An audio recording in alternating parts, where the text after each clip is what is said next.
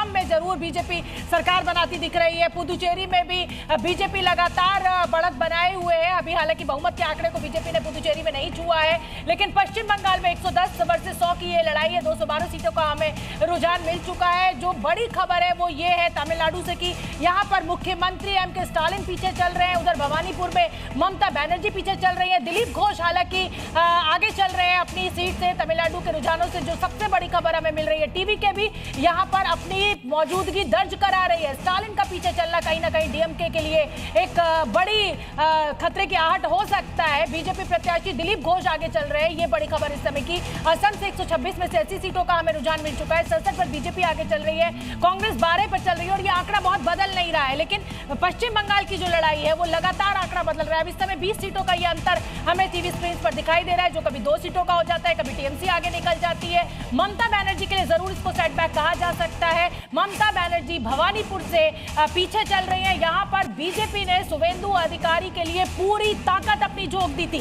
ममता बनर्जी लगातार एसआईआर को लेकर भी सवाल खड़े करती रही, लेकिन फिलहाल ममता बनर्जी नंदीग्राम के बाद जो 2021 के चुनाव में शुवेंदु अधिकारी ने उनको पटकनी दी थी, एक बार फिर पीछे चल रही है और ये ममता बनर्जी के लिए कहीं ना कहीं प्रत्युष अच्छी खबर नहीं है। मुझे लग रहा है कि ये डिफरेंस देखिए 90 से 120 का, यानी कि लगभग 30 सीटों का फासला, यानी कि बीजेपी 30 सीटों के फासले के साथ अच्छी खासी बढ़त यहां पर बना चुकी है। और जो 100 का आंकड़ा टीएमसी का पहुंचा था, फिर से खिसक करके वो 90 पर आ गया। 120 पर बीजेपी, यानी कि यहां से 147 का बहुमत का जादुई आंकड़ा है, क्योंकि 293 सीटों पर ही काउंटिंग हो रही है। 130, 40 सीटों का डिफरेंस, 40 सीटों का डिफरेंस इस वक्त हो चुका है। 90 सीटों पर टीएमसी 40 सीटों के साथ बढ़त बनाते हुए 130 पर, यानी कि यहां से 17 सीटें और चाहिए जादुई आंकड़े को छूने के लिए बीजेपी में। ये आपको बता दें कि ये रुझान है, ये नतीजे नहीं है, ये रुझान है। लेकिन रुझानों में बड़ा दिलचस्प है, एक वक्त में भी